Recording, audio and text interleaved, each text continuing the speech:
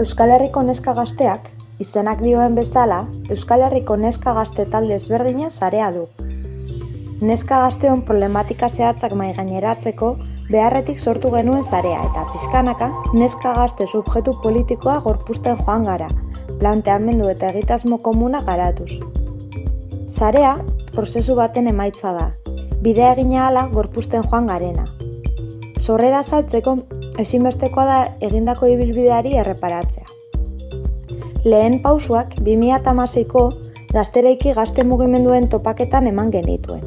Bertan, herri desberdinetako feministak ezagutu, saretu eta proiektu berriak marrasteko aukera izan genuen. Besteak beste, 2017an Osaetan egindako gazte udaleku feministak eta Aingura osasun gida. 2018an berriz elkartu ginen Arbizun, neska gazteok batera ekingo diogu egunean. Arbizun, lema, eztabaida borroka gida aurkeztu genuen. Neska gazteon problematika ezaugarritu eta horren inguruen hausnartzera gonbidatzen zuena. Eta hilabete batzuen ostean, bigarren gazte udaleku feministak osatu genituen Osaetan.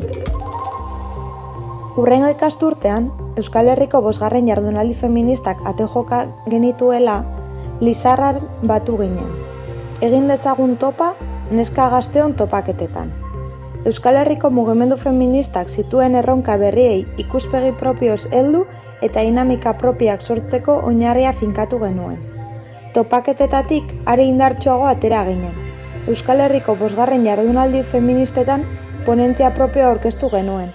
Azaroaren 25ean autodefentsa feministaren aldaria kalera atera genuen, eta martxoaren 8ean neska gazteok antolakuntza feministara batzeko deia egin genuen.